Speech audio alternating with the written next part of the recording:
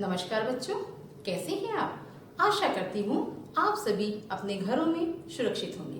प्यारे बच्चों, आज मैं आपको हिंदी पाठ्य पुस्तक रिमझिम से कक्षा तीसरी का 9वां पाठ पढ़ाने जा रही हूँ, जिसका शीर्षक है कब आऊं। कब आऊं बच्चों, यह एक कहानी। चलिए मैं आपको कहानी सुनाती हूँ। अवंती ने एक छोटी सी रंगाई की दुकान खोली। बच्चों, अवंती एक व्यक्ति का नाम है जिन्होंने क्या खोली? एक छोटी सी रंगाई। रंगाई यानी जहाँ पर कपड़ों में रंग किया जाता है, इस तरह से एक दुकान खोली और गांव वासियों के लिए कपड़ा रंगना शुरू कर दिया। और फिर अवंती ने क्या किया? गांव वासियों के लिए यानी कि गांव के लोगों के लिए कपड़ा रंगने का काम शुरू कर दिया। सब लोग उसकी रंगाई की प्रशंसा करने लगे। सभी लोग क्या करने लगे? उसकी रंगाई की प्रशंसा यानी कि तारीफ करने लगे। गांव के जो लोग थे उन लोग क्या करने लगे? ये अवंती की जो रंगाई की दुकान की तारीफ करने लगे और कहने लगे कि अवंती बहुत अच्छे कपड़ों में रंग करता है। धीरे धीरे उसकी दुकान चल निकली। धीरे धीरे उसकी दुकान चल निकली, इसका अर्थ है चल निकली यानी कि बहुत मुनाफा, यानी वो दुकान से बहुत सारे पैसे अवंती के पास आने लगे। अवंती की प्रशंसा सुनकर यानी अवंती की तारीफ सुनकर एक सेठ किसे कहते हैं? एक धनवान व्यक्ति जिसके पास बहुत सारा पैसा हो, को बहुत ईर्ष्या महसूस होने लगी। ईर्ष्या का मतलब होता है जलन। जो सेठ था, एक धनवान व्यक्ति था उस गांव में, उन्हें जो है अवंती की तारीफ सुनकर ईर्ष्या यानी मन में उसके जलन होने लगी। बच्चों देखिए, ये है अवंती और ये है वो सेठ। अवंती को परेशान करने के लिए वह सेठ कपड़े का एक टुकड़ा लेकर अवंती की दुकान में जा पहुंचा। अब वो सेठ क्या सोचा? मैं अवंती को परेशान करूंगा। फिर सेठ ने क्या किया? एक कपड़े का टुकड़ा लिया और अवंती की दुकान में चला गया। दरवाजे की अंदर घुसते ही सेठ बुलंद आवाज में बोला। जैसे ही अवंती दरवाजे के अंदर घुसा तो कैसे बोला? बुलंद आवाज में। बुलंद आवाज यानी ऊंची आवाज में बोला। क्या बोला? अवंती, जरा यह कपड़ा तो अच्छी तरह से रंग दो। क्या कहा? अवंती, जरा यह कपड़ा, एक कपड़ा देते हुए क्या कहा? यह कपड़ा अच्छी तरह से रंग दो, मतलब उसमें रंग कर दो। मैं देखना चाहता हूँ तुम्हारा हुनर कैसा है। और सेठ ने क्या कहा कि मैं देखना चाहता हूँ कि तुम्हारा हुनर यानी तुम्हारा जो कला है, कपड़े रंग करने का जो कला है वह कैसा है, यह मैं देखना चाहता हूँ। तुम्हारी काफी तारीफ सुनी थी, मतलब तुम्हारे बारे में मैंने बहुत सुना था कि तुम कपड़ों में बहुत अच्छी तरह से रंग करते हो, इसीलिए आया हूँ, इसलिए मैं तुम्हारे पास आया हूँ। अवंती ने सेठ जी से पूछा। अवंती ने क्या किया? सेठ जी से पूछा। क्या पूछा? सेठ जी, इस कपड़े को आप किस रंग में रंगवाना चाहते हैं? अवंती ने सेठ जी से क्या पूछा कि सेठ जी, यह जो कपड़ा का टुकड़ा आप मुझे दे रहे हो, आप इसे किस रंग में यानी कौन से रंग में रंगवाना का अर्थ है कौन सा कलर करवाना चाहते हो? सेठ ने कहा। फिर सेठ कहता है, रंग के बारे में मेरी कोई खास पसंद तो है नहीं। सेठ अवंती से क्या कहता है? रंग के बारे में मेरी कोई खास पसंद नहीं है, पर मुझे, सेठ जी कहता है, पर मुझे हरा, पीला, सफेद, लाल, नारंगी, नीला, आसमानी, काला और बैंगनी रंग कतई अच्छे नहीं लगते। चलिए देखते हैं सेठ ने कौन कौन से रंगों का नाम लिया। हरा, पीला, सफेद, लाल, नारंगी, नीला, आसमानी, काला, बैंगनी। सेठ ने इन सभी रंगों के नाम लिया और कहा कि मुझे ये सारे रंग नहीं चाहिए। समझे कि नहीं? और फिर क्या कहा? समझे कि नहीं? अवंती ने जवाब दिया। अवंती ने क्या किया? सेठ जी को जवाब दिया। समझ गया हूँ, अच्छी तरह समझ गया हूँ। फिर अवंती ने सेठ जी से क्या कहा कि मैं समझ गया हूँ, अच्छी तरह से समझ गया हूँ।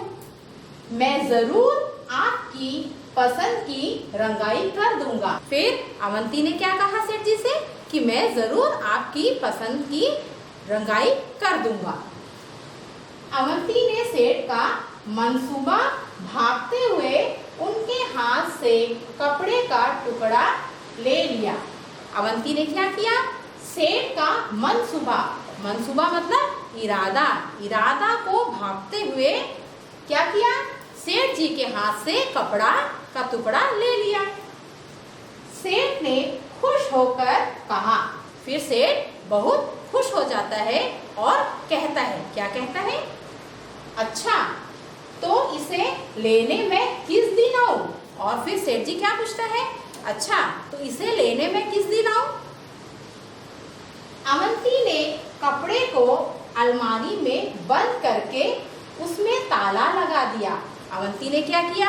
अलमारी को बंद करके उसमें ताला लगा दिया और सेठ से बोला। और फिर अवंती ने सेठ से बोला, क्या बोला? आप इसे लेने सोमवार, मंगलवार, बुधवार, बृहस्पतिवार, शुक्रवार, शनिवार और रविवार को छोड़कर किसी भी दिन आ सकते हो। फिर अवंती ने क्या किया? उसका कपड़ा लिया, उसे अलमारी में बंद कर दिया और जब सेठ जी ने पूछा कि मैं इसे लेने किस दिन आऊं, तो फिर अवंती ने क्या जवाब दिया कि आप इसे लेने सोमवार, मंगलवार, इस तरह से सभी दिनों का नाम ले लिया और कहा इस दिन को छोड़कर आप किसी भी दिन आ सकते हो। सेठ समझ गया। सेठ को आप समझ आ गया कि उसकी चाल उल्टी पड़ चुकी है। मतलब सेठ ने जो चाल अवंती के लिए चला था वही चाल उस पर उल्टी पड़ गई है। अतः भलाई धीरे से खिसक लेने में ही है। और तब सेठ जी ने क्या सोचा? सोचा कि भलाई इसी में है कि मैं यहाँ से खिसक लेता हूँ, यानी कि मैं यहाँ से चला जाता हूँ, मेरा यहाँ से चले जाने में ही भलाई है। फिर उस सेठ ने दोबारा अवंती की दुकान में घुसने की हिम्मत नहीं की। फिर उस दिन के बाद सेठ जी जो है अवंती के दुकान में कभी भी दोबारा वापस नहीं आया।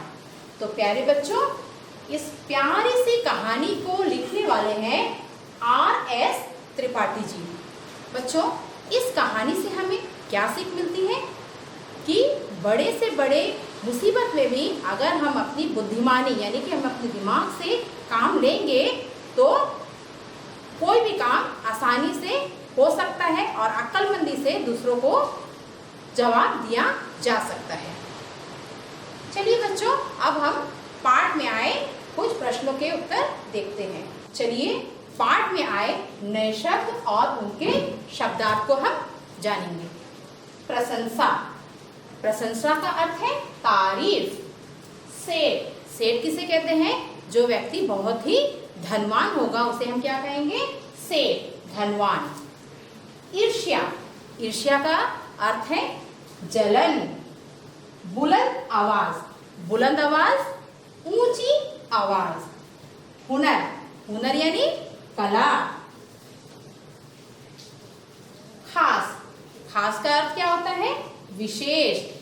मनसूबा, मनसूबा मतलब इरादा। भागते हुए, भागते हुए बोलने से अनुमान लगाते हुए। अतः, अतः का अर्थ है इसलिए। खिसक, खिसक का अर्थ है चले जाना। कहानी से, अब कहानी में आए कुछ प्रश्न उत्तर करेंगे।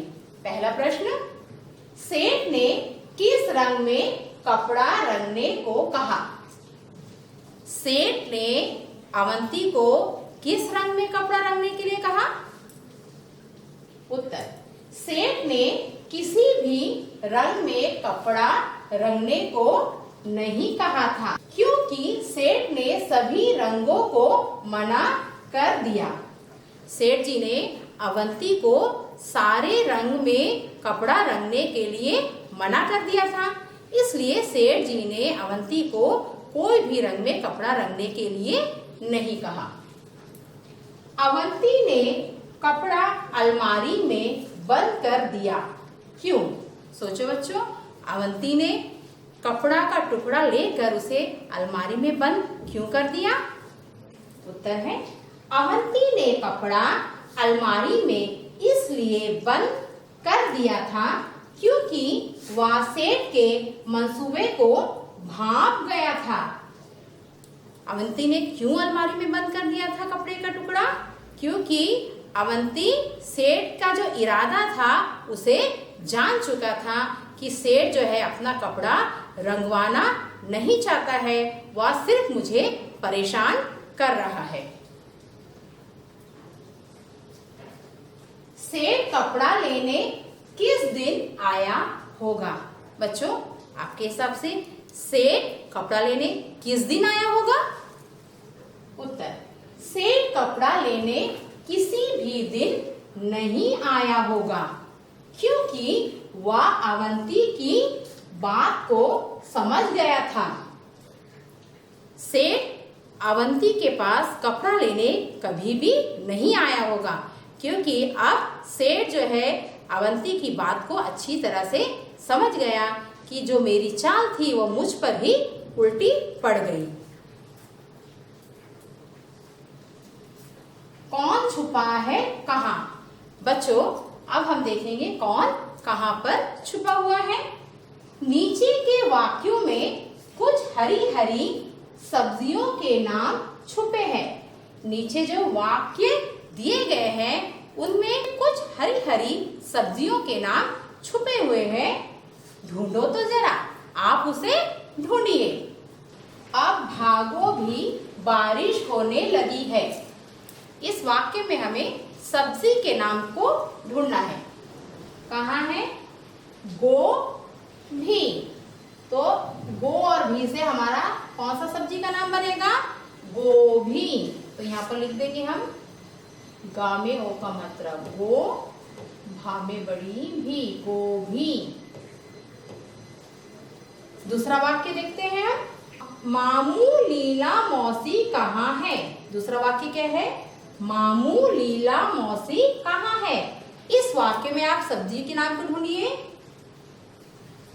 मूली। तो हमें कौन सा सब्जी का नाम मिला? मा में बड़ा ऊ मू, ला में बड़ी ली, मूली। शीला के पास बैग नहीं है। इस वाक्य में सब्जी का नाम कहाँ पर है?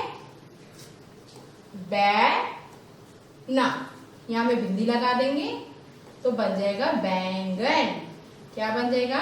बैंगन। ब में ए का मात्रा बै पर बिंदी ग ना, तो कौन सा सब्जी निकला? बैंगन। रानी बोली हमसे मत बोलो। रानी क्या बोली? हमसे मत बोलो। तो इसमें सब्जी का नाम कहाँ पर है?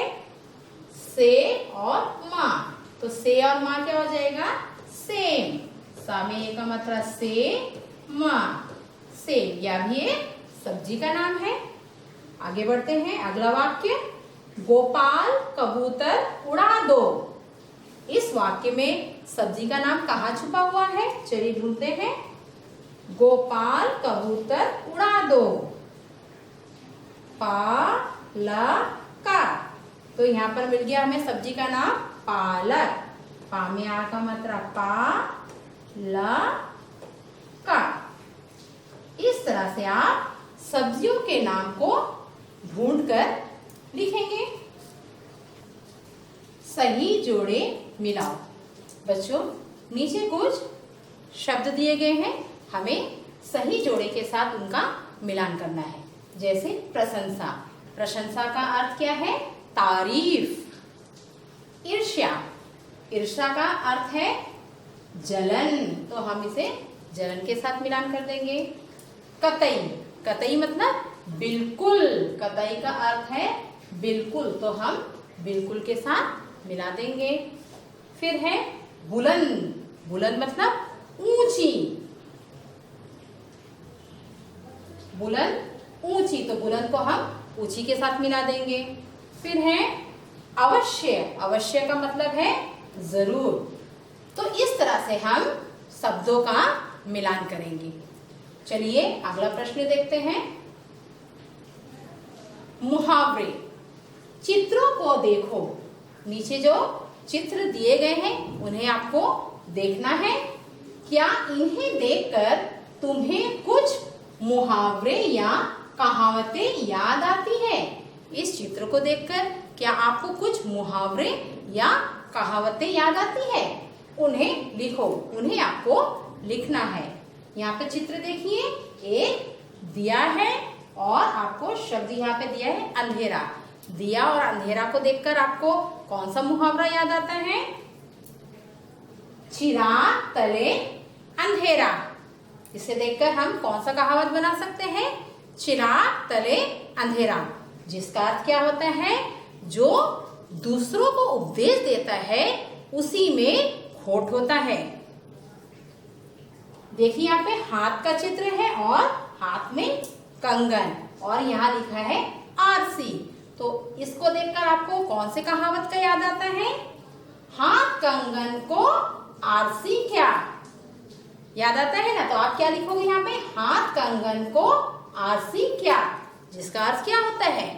प्रत्यक्ष को, यानी जो सामने है उसे किसी सबूत की जरूरत नहीं होती है।